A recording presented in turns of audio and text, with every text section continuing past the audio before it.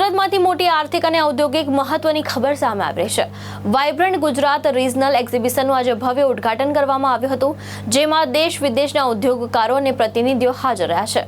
સુરત શહેરમાં આવેલા ઓરો યુનિવર્સિટી ખાતે વાઇબ્રન્ટ ગુજરાત રિજનલ એક્ઝિબિશનનો ભવ્ય પ્રારંભ કરવામાં આવ્યો છે। મુખ્યમંત્રીના હસ્તે ઉદ્ઘાટન કરવામાં આવ્યું, જ્યારે નાયબ મુખ્યમંત્રી હર્ષ સંઘવી પણ કાર્યક્રમમાં ઉપસ્થિત રહ્યા। આ પ્રસંગે કેન્દ્રીય મંત્રીઓ હરદીપસિંહ પુરી અને CR પાટીલ સહિત ગુજરાત સરકારના મંત્રીઓ ઋષિકેશ પટેલ, જીતુ વાઘાણી, પ્રફુલ્લ પાનસેરિયા અને કૌશિક વેકરિયા પણ હાજર રહ્યા।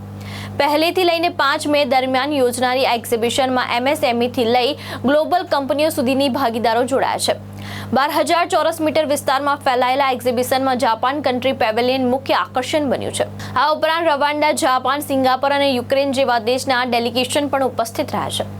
ઉદ્યોગકારો માટે ઉદ્યમી મેળાઓ, રિવર્સ બાયર સેટર મીટ, મહિલા કલા મહોત્સવ અને મેગા ફેસ્ટિવલનું આયોજન કરવામાં આવ્યું છે। FIEO દ્વારા 45 થી વધુ આંતરરાષ્ટ્રીય આયાતકારો સાથે 5,000 થી વધુ બિઝનેસ મીટિંગ યોજવાની છે।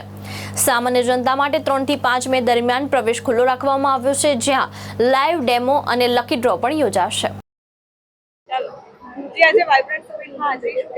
વાઇબ્રન્ટ સમિટ ની વાત કરવા જઈએ તો અમારે એક અનેરો આનંદ છે, કારણ કે ઇન્ડસ્ટ્રીઝ ની વાત કરવા જઈએ તો all Gujarat textile federation of president અને વાઇસ પ્રેસિડેન્ટ HGCCI, ત્યારે હું એટલું કહી શકું કે સરકારે 1 ક્લિક થી આ દક્ષિણ ગુજરાતના કેવાય ખાતાને ભરી દેવામાં આવ્યા છે। 1339 કરોડ રૂપિયા 1 ક્લિક થી માનનીય ડેપ્યુટી CM જે રીતે એક આગાસ કર્યો છે ઇન્ડસ્ટ્રીઝને આપી દેવા માટેનો, બધાના ખાતાની અંદર 1349 કરોડ રૂપિયા આપ્યા છે।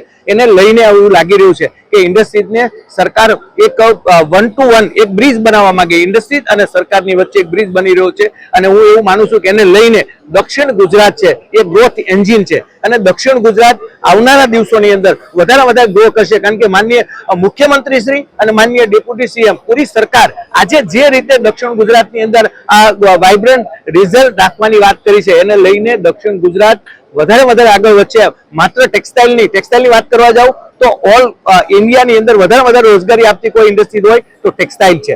ટેક્સટાઇલની આજે ફોરેન થી લોકો પણ આવી રહ્યા છે। 18,000 કરોડનું રોકાણ જાપાન કરવા જઈ રહ્યું હોય, ઇન્વેસ્ટ કરવા જઈ રહ્યું હોય, ત્યારે હું સરકારને વિનંતી કરીશ કે વધારે રોકાણ ગુજરાતની અંદર આવે અને વધારે ઇન્વેસ્ટ ગુજરાતમાં થાય, જેથી કરીને દક્ષિણ ગુજરાતની ઇન્ડસ્ટ્રી વધારે ગ્રો કરે। કારણ કે ટેક્સટાઇલની વાત કરીએ તો બહુ મોટી ઓપોર્ચ્યુનિટી છે। અમારી વાત કરી કે અમારા જે કઈ પ્રશ્નો છે at a time table to table talk કરવાની વાત કરી સરકારે, એને લઈને અમને એવું લાગી રહ્યું છે કે સરકાર જે રીતે અમને રોડ મેપ આપી રહી છે, એક ઇન્ડસ્ટ્રીઝના જે કઈ પ્રશ્નો છે એને સોલ્વ કરવા માટે સીધી સરકારે અધિકારીઓ સાથે બેઠક યોજી છે। હું એવું માનું છું તમામ ઇન્ડસ્ટ્રીઝને એક ખુલ્લું મેદાન આપવા સરકાર જઈ રહી છે, અને દક્ષિણ ગુજરાત એમાંનું એક છે કે વધારે ગ્રોઈંગ જો કઈ થતું હોય ઇન્ડસ્ટ્રીઝનું તો ગુજરાતની અંદર સુરતમાં થઈ રહ્યું છે, અને સુરત ટેક્સટાઇલનું હબ બનવા જઈ રહ્યું છે, અને આજે ટેક્સટાઇલમાં ગાર્મેન્ટ હબ પણ ટેક્સટાઇલ ઇન્ડસ્ટ્રી થઈ રહ્યું છે। ત્યારે એવું કહી શકાય કે સરકાર જે રીતે એના એક પછી એક જે કદમ મિલાવી રહી છે, અને આજે 2 દિવસની રીઝન અહીંયા રાખવામાં આવી છે, એને લઈને મોટી ઓપોર્ચ્યુનિટી ટેક્સટાઇલ ઇન્ડસ્ટ્રીઝને છે, ફાર્માને છે, કેમિકલને છે, તમામ ઇન્ડસ્ટ્રીઝને વધારે કેવી રીતે ગ્રો કરી શકાય એની માટે તમામ પ્રશ્નોને લઈને સરકાર આજે ચિંતિત અને એને ટેબલ ટોક કરીને સોલ્વ કરવાની આજે વાત કરી છે। તો સરકારના અમે આભારી છીએ કે દક્ષિણ ગુજરાતની અંદર આ રીઝન રાખવામાં આવી છે। Thank you. આજે સબમિટ કરવામાં આવી જી, આપણા મોદી સાહેબ જ્યારે મુખ્યમંત્રી હતા ત્યારે ગુજરાતની અંદર વાઇબ્રન્ટ ગુજરાત ગ્લોબલ સમિટ ચાલુ કરી, ઇન્વેસ્ટમેન્ટ સમિટ ચાલુ કરી, અને ફક્ત દેશભરની જ નહીં પણ દુનિયાભરની દેશો અને દુનિયાભરની કંપનીઓએ આપણા ગુજરાતમાં ઇન્વેસ્ટમેન્ટ કર્યું। એના થકી આજે ગુજરાત પૂરા આપણા ભારત દેશનું સૌથી સમૃદ્ધ રાજ્ય બનીને ઉભર્યું છે, અને એ જ ગાથા હવે આપણા મુખ્યમંત્રી ભૂપેન્દ્ર પટેલ સાહેબ અને ઉપમુખ્યમંત્રી હર્ષભાઈ સંઘવીએ ચાલુ કરી છે। અને એમાં ખાસ કરીને રિજનલ આપણા વાઇબ્રન્ટ ગુજરાત કોન્ફરન્સનું આયોજન કર્યું છે। પહેલા સૌરાષ્ટ્રમાં થયું, આજે દક્ષિણ ગુજરાતમાં છે, એટલે રિજનલ સ્તર પર જેને રિજનલ આપણે કઈ રીતે સ્ટ્રોંગ કરી શકીએ એના માટે પૂરો પ્રયત્ન કરી રહ્યો છે।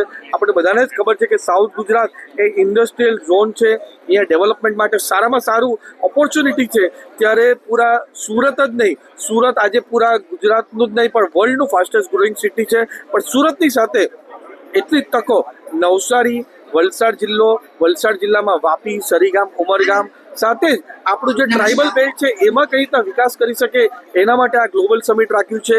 કેટલા બધા દેશોના આજે ડેલિગેશન આવ્યા છે, એમની સાથે વન મીટિંગ કરીને પછી એમઓયુ ફાઇનલ કરીને આપણો ગુજરાત કઈ રીતના વિકાસશીલ બને એના માટે પૂરો પ્રયત્ન કરશું. ભાવેશ ઉપાધ્યાય, દ્રષ્ટિકોણ ન્યૂઝ, સુરત.